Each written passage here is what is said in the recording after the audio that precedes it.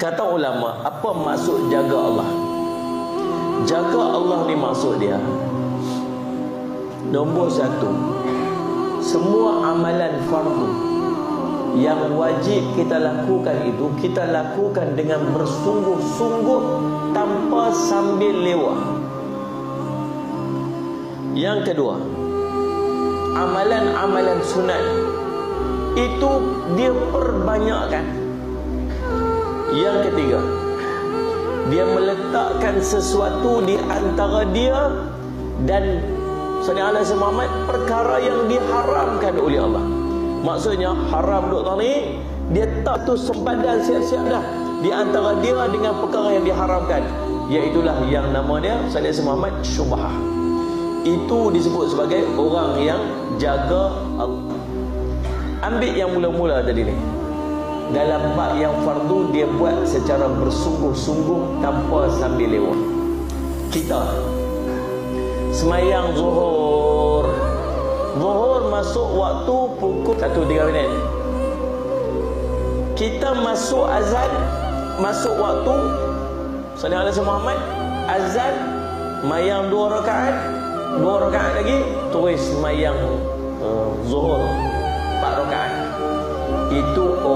Itu semayang paling afdal waktu dia. Kalau semayang pukul 4 petang sebelum asar, semayang dah sah dah? Sah. Tetap semayang, waktu dia tetap dalam waktu, semayangnya tetap 4 rakaat. Kalau semayang pukul 5 petang, qadaan, semayang tak? Semayang juga. Tidak ni? Zuhur tak? Zuhur juga, cuma zuhur qada. Semayang pukul 1 lepas zuhur pun 4 rakaat, semayang pukul 4 petang pun 4 rakaat, semayang pukul 5 pun 4 rakaat, sama aja.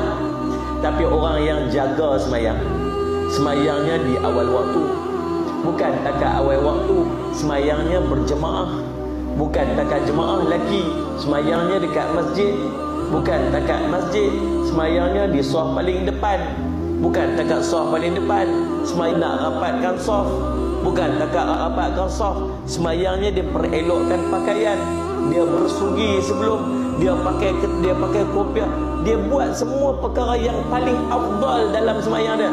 Itu orang yang jaga semayang. Faham tak ni? Semayang awal dan semayang lambat tu tak 4 rakaat tu kan?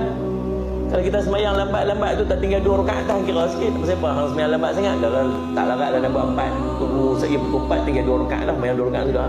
Tak apalah, adalah juga justification ni lah. Ini semayang awal pun 4, semayang hujung pun 4. Tapi pasal apa nak semayang hujung?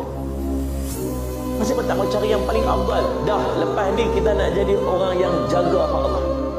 Maksud dia, semayang bukan nak semayang awal, semayang nak semayang berjemaah, nak semayang di awal waktu, nak semayang duduk saf paling depan. Kata semayang depan ni dengan semayang belakang sana ada beza tak? Sama aja.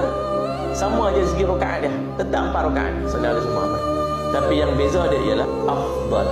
Bila sebut afdal, pahala dia lagi banyak.